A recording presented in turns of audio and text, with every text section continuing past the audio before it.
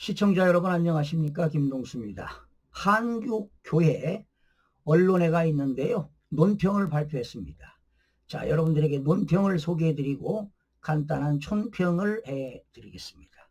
글 제목은요. 탈북민이라는 용어 대신 반도자란입니다. 여러분, 이렇게 용어의 혼선으로 의도를 감출 수는 없는 것입니다. 최근에 국무총리 후보자로 나서서 지금 24일, 25일 오늘 양 이틀간에 지금 국회에서 청문회가 열리고 있지요. 자, 그런데 김민석이에 대한 여러 가지 설왕설래가 있습니다. 그가 중국의 모 대학에서 석사 논문을 쓰면서 북한 정권의 압제로 인하여 탈북한 탈북민들을 심지어 도북자, 반도자라고 하여 논란이 제기되고 있습니다. 현재 탈북민은 지난해 기준으로 34,314명으로 파악되고 있습니다. 이는 단순한 체제 불만에 의한 것이 아님을 여실히 증명하고 있는 것입니다. 북한 정권의 3대를 이은 폭정과 탄압 아니겠습니까? 그리고 주민의 가장 기본적인 식량 문제가 얼마나 심각한가를 알 수 있는 중요한 사건들이 탈북민을 양산하고 있다고 봅니다. 네. 먹질 못해서 굶주림에 시달려서 죽어가는 사람들이 얼마나 있습니까? 우리는 그들을 탈북민이라고 부릅니다. 북한의 생지옥 같은 체제를 벗어나 탈출한 사람들을 지칭하는 것이지요. 그들의 사연 하나하나를 들어보면 기가 막히고 눈물겹지 않는 사연이 없을 정도입니다. 그런데 김민석이라는 자는 중국의 유명 대학에서 석사학위 논문을 쓰면서 도북자라는 표현을 여러 번 썼습니다. 이는 말 그대로 북한을 버리고 도망한 배신자라는 의미를 담고 있다고 보는 것입니다. 물론 북한과 혈맹인 중국 입장에서는 그런 표현이 가능하다고 봅니다. 그러나 김민석이는 한국인인지 북한이나 중국인이 아닙니다. 그가 이런 논문을 쓰던 2010년에도 탈북민은 2,402명에 달했습니다.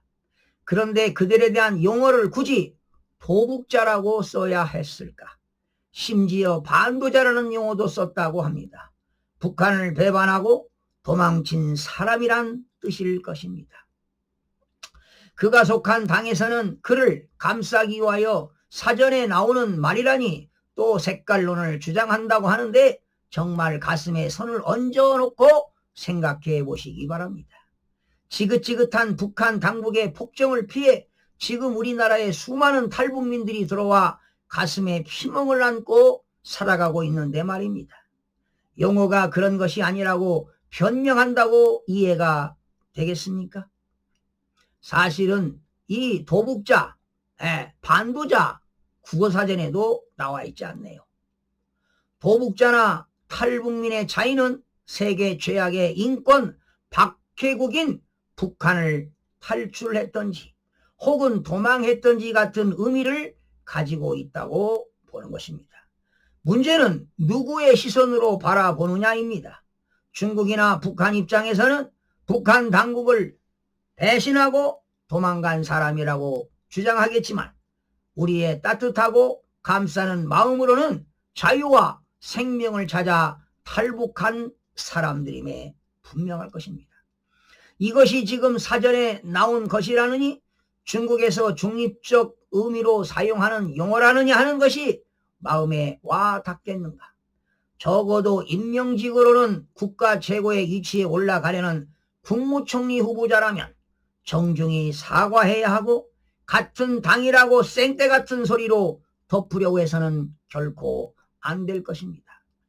우리는 대한민국을 대표할 내각의 책임자를 찾는 것이지 우리 국민들을 억압하는 세력의 입장을 대변하여 표현하면서 탈북민들에게는 사과조차 없는 뻔뻔함과 그를 덮어주려는 것이 아님을 알아야 합니다.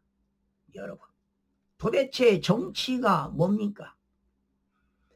국민들이 아파하고 괴로워하는 사람들의 마음을 헤아리고 보듬어 주는 것이 아닙니까? 아픈 상처를 더 후벼 파는 것은 결코 좋은 정치의 모습이 아니라고 보는 것입니다. 지금이라도 사과하고 바로잡는 것이 정도라고 보는 것입니다.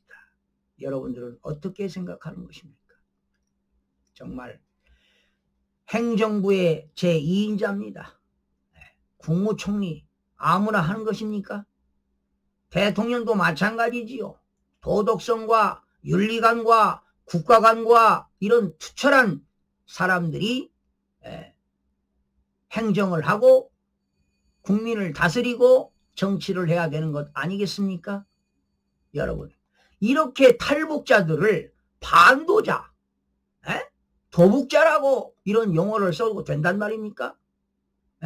바로 이런 말은 북한을 배반하고 도망친 사람이라고 보는 것입니다. 정말 우리나라에 많은 탈북민들이 있지만 그들에게 희망을 안고 살아가고 있는데 그런 용어가 그런 것이 아니라고 변명한다고 이해가 되겠습니까? 정말 가슴 아픈 일입니다.